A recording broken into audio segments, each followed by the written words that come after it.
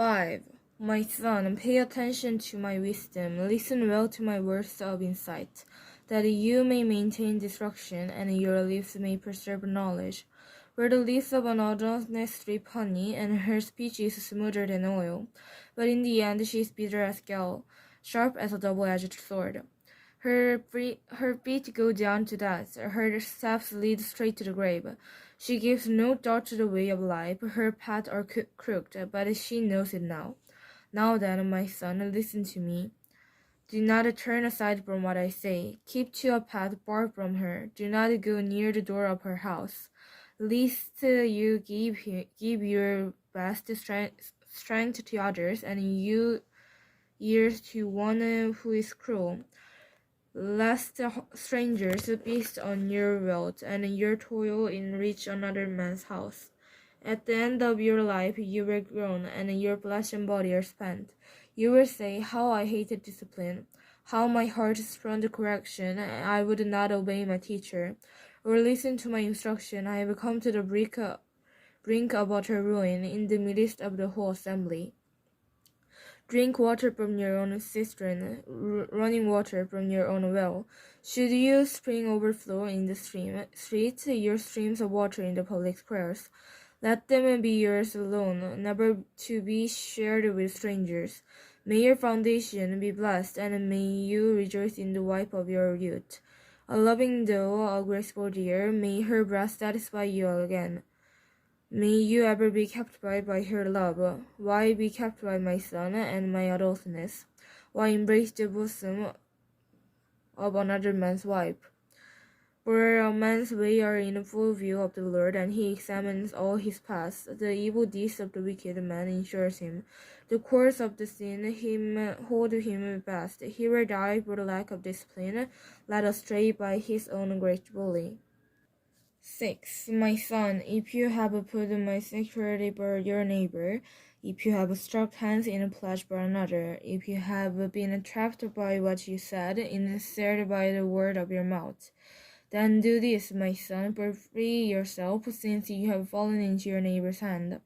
Go and humble yourself, press your plea with your neighbor, allow no sleep to your eyes, no slumber to your eyelids, free yourself like a gazelle from the hand of the hunter, like a bird from the snare of the flower.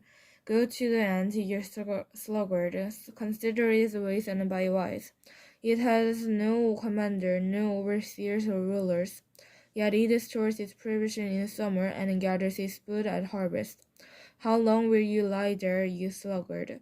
When will you get up from your sleep? A little slumber, a little folding of your hand to rest, and poverty will come on you like a bandit, and then securely with an armed man, a scoundrel and a villain, who goes about with a corrupt mouth, who winks with his eyes, signals with his feet, and motions with his finger, who plots evil with deceit in his heart. He allows stirs up the decision, and therefore disaster is overtaken him in insult. He will suddenly be destroyed without remedy. They are 6 things the Lord hates, 7 they are disabled to him: haughty eyes, a lying tongue, hands that shed innocent blood, a heart that devises wicked schemes, feet that are quick to rush into evil, a false witcher and pours out lies, and a man who stirs up dissension among brothers. My son, keep your father's commands, and do not forsake your mother's teaching. Bind them upon your heart forever, fasten them around your neck. When you walk, you will guide you. When you sleep, they will watch over you. When you awake, they will speak to you.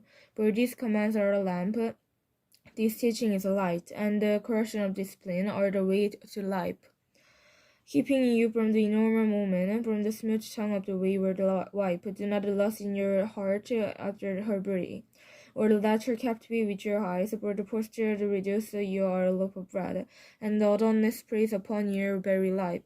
Can a man scoop fire into his lap without his clothes being burned? Can a man walk on hot coal without his feet being scorched?